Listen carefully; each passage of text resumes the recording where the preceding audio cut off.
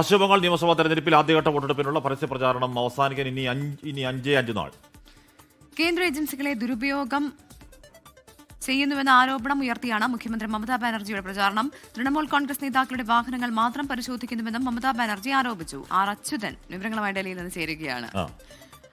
Good morning. ചോദിച്ചോ, പറയാ വരട്ടെ.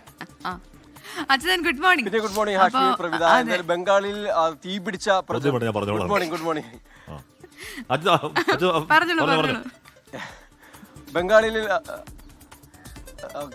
ബംഗാളിൽ തീപിടിച്ചൊരു പ്രചാരണം തന്നെയാണ് മുന്നണികളുടെ ഭാഗത്തു നിന്നുണ്ടാവുന്നത്. BJPയെ സംബന്ധിച്ചാലും തൃണമൂൽ കോൺഗ്രസിനെ സംബന്ധിച്ചാലും ഓരോ ദിവസവും പുതിയ പുതിയ ആരോപണങ്ങൾ നിരത്തി അതിൽ പ്രധാനമായും തൃണമൂൽ കോൺഗ്രസ് ആണെങ്കിൽ ഈ SIR ഉൾപ്പെടെയുള്ള SIR കേന്ദ്ര ഏജൻസികളുടെ അന്വേഷണ ഏജൻസികളുടെ ദുരുപയോഗം തുടങ്ങിയ വിഷയങ്ങൾ ഇങ്ങനെ ഉയർത്തിക്കൊണ്ടാണ് ആ പ്രചരണം കൊഴുപ്പിക്കുന്നത്. പ്രത്യേകിച്ച് ഈ കഴിഞ്ഞ ദിവസമായിരുന്നു ഐപാക്കിന്റെ ഡയറക്ടറെ ED അറസ്റ്റ് ചെയ്തത്. അതിനുശേഷം ആ രീതിയിൽ, അതായത് ഈ തെരഞ്ഞെടുപ്പ് സമയത്തും ഈ അന്വേഷണ ഏജൻസികൾ പ്രതിപക്ഷങ്ങളെ വേട്ടയാടുന്നു എന്ന തരത്തിലാണ് പ്രചരണം ശക്തമാക്കുന്നത്. BJPയെ സംബന്ധിച്ചാണെങ്കിൽ അവരൊരു പ്രതീക്ഷ വയ്ക്കുന്ന ഒരു സംസ്ഥാനമാണ്. ഇത്തവണ ഈ അധികാരം പിടിച്ചെടുക്കാൻ കഴിയും എന്നൊരു പ്രതീക്ഷ BJP അവിടെ പുലർത്തുന്നുണ്ട്. അതുകൊണ്ട് തന്നെ പ്രധാനമന്ത്രി നരേന്ദ്രമോദിയുടെ നേതൃത്വത്തിൽ മുതിർന്ന നേതാക്കളെല്ലാം അണിനിരന്നുകൊണ്ടുള്ള ബംഗാളിലാകെ നമുക്ക് കാണാൻ കഴിയുന്നത് ഇതിനോടകം തന്നെ അഭിസംബോധന ചെയ്തിട്ടുണ്ട്. വരുന്ന ദിവസങ്ങളിലും പ്രധാനമന്ത്രി നിരവധി റാലികളിൽ പങ്കെടുത്ത് അഭിസംബോധന ചെയ്യും എന്നത് തന്നെയാണ്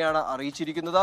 ഈ മുതിർന്ന കേന്ദ്രമന്ത്രിമാരടക്കം ബംഗാളിൽ ക്യാമ്പ് ചെയ്ത് പ്രവർത്തിക്കുന്നുണ്ട് എന്നത് തന്നെയാണ് ഈ പ്രചരണവുമായി ബന്ധപ്പെട്ട് നമ്മൾ പരിശോധിക്കുമ്പോൾ കാണാൻ കഴിയുന്നത്. ഒപ്പം കോൺഗ്രസും CPIയും അവരുടെ പ്രകടനം മെച്ചപ്പെടുത്തുന്നതുമായി ബന്ധപ്പെട്ടിട്ടുള്ള പോരാട്ടങ്ങളിലാണ്. എന്നാലും ബംഗാളിനെ സംബന്ധിച്ച് ഇത്തവണ ബംഗാൾ ആർക്ക് അനുകൂലമാകും എന്നത് തന്നെയാണ് ദേശീയ രാഷ്ട്രീയം ഉറ്റുനോക്കുന്നത്. എന്തായാലും ഈ മാസം 23-നാണ് ഈ ആദ്യഘട്ട വോട്ടെടുപ്പ് നടക്കുക. അത് 152 മണ്ഡലങ്ങളിലായിരിക്കും വോട്ടെടുപ്പ് നടക്കുക. അതിന് മുന്നോടിയായി തന്നെ തെരഞ്ഞെടുപ്പ് കമ്മീഷൻ ചില നിർദ്ദേശങ്ങൾ ഈ തെരഞ്ഞെടുപ്പ് ഉദ്യോഗസ്ഥർക്ക്, അവിടുത്തെ ഉദ്യോഗസ്ഥർക്ക് നൽകിയിട്ടുണ്ട്. അതിൽ പ്രധാനമായും അവിടെയുള്ള ഡ്യൂട്ടിയിലുള്ള ചുമതലപ്പെടുത്തിയുള്ള തെരഞ്ഞെടുപ്പ് ഉദ്യോഗസ്ഥർ ഒരു കാരണവശാലും ഫോൺ നമ്പറുകൾ ഈ അജ്ഞാത വ്യക്തികൾക്ക് കൈമാറരുത്, സമ്മാനങ്ങൾ ആരിൽ നിന്നും സ്വീകരിക്കരുത് തുടങ്ങിയ ഒരുപാട് നിർദ്ദേശങ്ങൾ തെരഞ്ഞെടുപ്പ് കമ്മീഷൻ നൽകിയിട്ടുണ്ട്. നിർദ്ദേശങ്ങൾ പാലിക്കുന്നില്ലെങ്കിൽ അച്ചടക്ക നടപടി സ്വീകരിക്കും എന്നുള്ളതാണ് കമ്മീഷൻ ഉദ്യോഗസ്ഥർക്ക് നൽകിയിരിക്കുന്ന നിർദ്ദേശവും.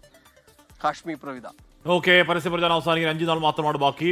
ഇക്കുറി മമതാ ബാനർജി USP അല്ലെങ്കിൽ ഈ പറയുന്ന ഒരു ഏകമുഖ പ്രചരണ ആയുധമെന്ന് പറയുന്നത് കേന്ദ്ര ഏജൻസികളുടെ വേട്ട തന്നെയാണെന്ന് തോന്നുന്നു. ബാക്കി വിഷയങ്ങൾക്കൊക്കെ അപ്പുറം അത് തന്നെയാണ്. തെരുവിലെ വലിയ പ്രതിഷേധങ്ങളുടെ രൂപത്തിലൊക്കെ അത് തന്നെ മമതാ ബാനർജി ഉയർത്തുന്നു. വോട്ട് കൊണ്ടുവരുമെന്നാണ് മമതയുടെ പ്രതീക്ഷ. BJPയും ശക്തമായ നിലയിലാണ്. അപ്പോൾ ബംഗാളിൽ ഇത്തവണ കടുത്ത പോരാട്ടം നടക്കുകയാണ്. അപ്പോൾ ആ പ്രചരണ വാക്പോരിൽ ആ പോരാട്ടത്തിന്റെ ചൂടും അതവിടെ പ്രകടവുമാണ്.